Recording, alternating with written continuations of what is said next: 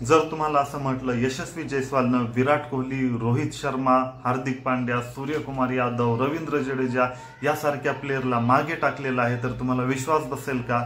तर नाही बसणार।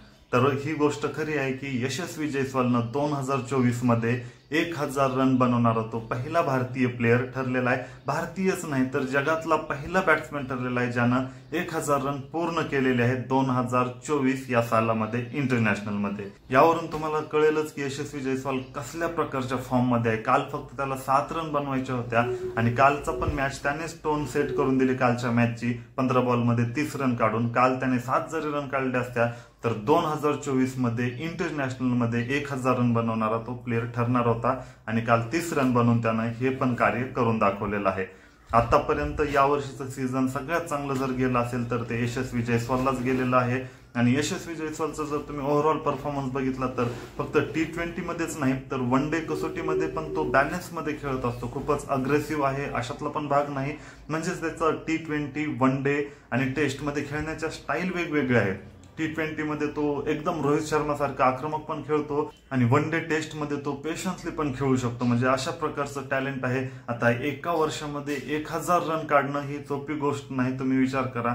त्यामुळेच यशस्वी जयस्वालचं हे रेकॉर्ड खूप मोठा आहे असं म्हणायला काहीच हरकत नाही। परंतु यशस्वी जयस्वालचं PR मॅनेजमेंट खूपच वीक आहे असं तुम्ही म्हणू शकता, कारण त्याच्या छोट्या छोट्या ज्या अचिव्हमेंट आहेत त्याची चर्चा कधीच होत नाही। या उलट तुम्ही संजू सॅमसनचं बघा, संजू सॅमसन बाहेर जर राहिला तर अनेक प्रकारचे सोशल मीडियावर ट्रेंड चालतात। संजू सॅमसनला डावललं गेलंय, संजू सॅमसनवर का अन्याय होत आहे आणि जेव्हा त्याला चान्स मिळतो तेव्हा त्याला रन बनवता येत नाहीत किंवा तो फ्लॉप जातो। काल पण 0 आउट झाला। आणि या उलट यशस्वी जयस्वाल जेव्हा जेव्हा त्याला चान्स भेटतो तेव्हा तेव्हा तो चांगलाच परफॉर्मन्स करतो आणि या वर्षी त्यानं 1000 रन बनवलेले आहेत, ते पण केव्हा, जेव्हा त्याला अख्खा T20 वर्ल्ड कप मध्ये एकही चान्स भेटला नव्हता। आता तेव्हा पण तुम्ही बघा यशस्वी जयस्वालला घेतलं नाही म्हणून कसल्याही प्रकारचे ट्रेंड चालले नाहीत किंवा मीडियामध्ये बी चर्चा नव्हती की यशस्वी जयस्वालला का घेत नाही तो एवढ्या फॉर्म मध्ये असताना।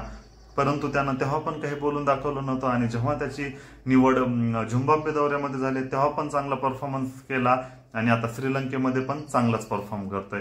तर ओव्हरऑल सांगायचं झालं तर जेव्हा चान्स मिळतो तेव्हा त्याचं सोनं करायला पाहिजे। ही गोष्ट संजू सॅमसननं यशस्वी जयस्वालकडून शिकायला पाहिजे आणि या वर्षी तर यशस्वी जयस्वालसाठी हे खूपच भारी वर्ष गेलेलं आहे। आणि विशेष म्हणजे आता शुभमन गिल पेक्षा पण जर प्रेफरन्स मिळू शकतो तर तो यशस्वी जयस्वालला मिळू शकतो, कारण त्यानं T20 मध्येच नाही तर टेस्ट मध्ये पण चांगला परफॉर्म करत असतो। त्याचं टेस्ट मध्ये डबल सेंचुरी हे पण आपल्याला माहितच असेल। तर ओव्हरऑल बघायला गेलं तर नक्कीच भविष्यामध्ये शुभमन गिल पेक्षा भारी प्लेयर यशस्वी जयस्वालच बनू शकतो। काय वाटतं तुम्हाला यशस्वी जयस्वालच्या या परफॉर्मन्स बद्दल? कमेंट करून नक्कीच सांगा।